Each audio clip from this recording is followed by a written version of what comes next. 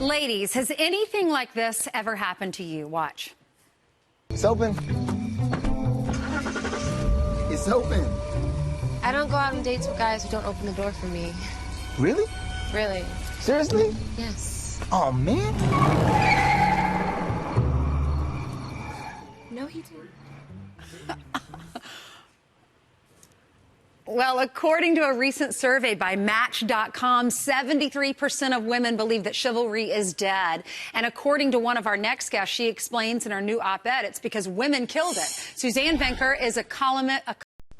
Hi guys, this is Marriage or Bachelor Highlight, and here you can see the evidence of how women destroy relationship. They killed chivalry. When you open door, it's bad. You give a woman a seat, but I'm independent, I can do everything by myself. That is the reason why most women now are desperate, and most women now are on mental medication. Why? Because they destroy relationship and put men in the state of confusion where a man doesn't know what to do. You help a woman is bad. You compliment a woman is bad. Some men are confused and women don't even know they are the ones who have destroyed relationship and killed chivalry.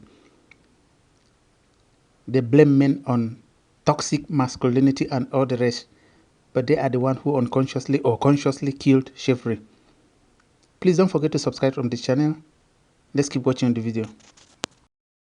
Columnist and an author of The Alpha Female's Guide to Men and Marriage. And joining her to discuss is Wendy Acefo, a professor at Johns Hopkins University and a Democratic strategist. Good morning, ladies. Good morning. Oh, this is going to be good. Good morning. Okay, so Suzanne, you wrote this op-ed. Wendy, I know you've read it. I've read it. And you compare a telegram that was sent to a woman right before she got married to a Facebook video.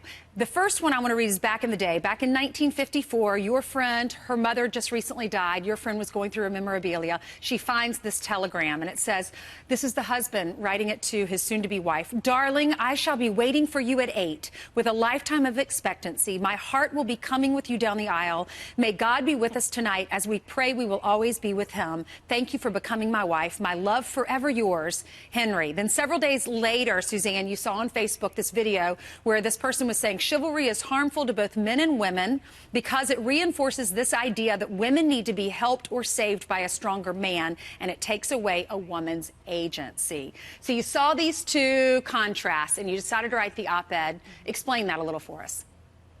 Sure. So it just struck me as just, wow. I mean, the stark contrast between this beautiful letter that really moved me to seeing this message from this woman basically selling the same tired message that men have been hearing for decades, which is, I can do it by myself, I'm strong enough, you don't need to hold the door open for me, you don't need to pay my way, you don't need to, basically anything that's sort of traditionally male and female in terms of the courtship is just gone.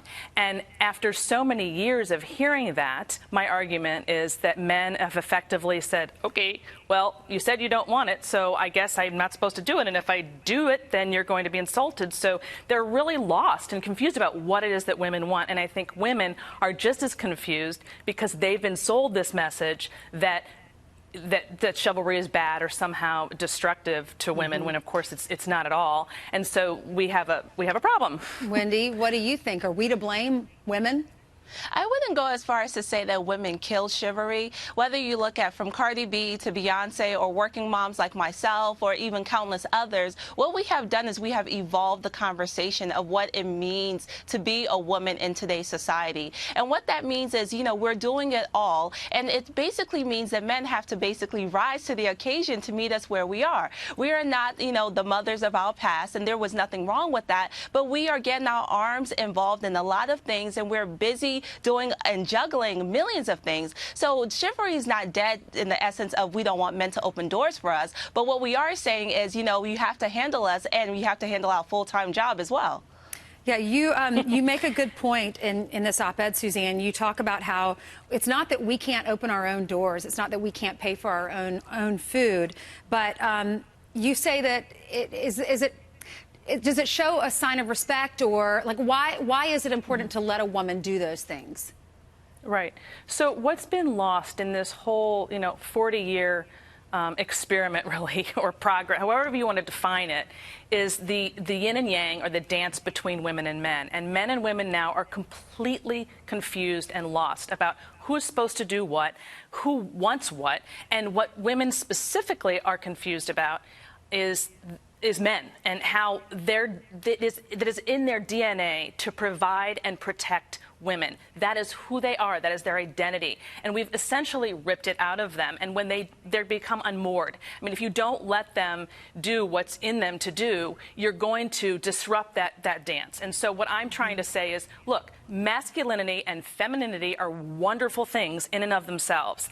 And when they work in tandem, sparks fly. I mean, it's awesome, but we're not allowing that to happen because we are infused with this message about equality, which this idea that men and women are the same when they are not. And so that gesture of holding the door open, I was just using as one example, is not men trying to oppress women.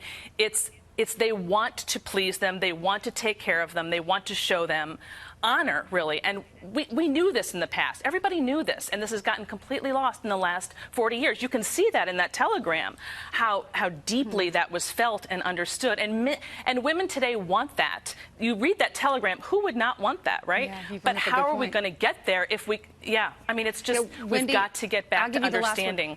Wendy, do you think if we're all, I've heard it said that we are created the same, I mean, we are both equally as important, but created differently in our needs and our wants. Right. Do you agree with that?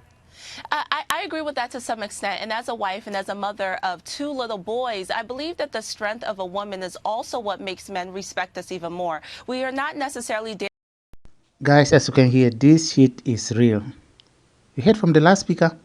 Women are independent. We can do things by ourselves.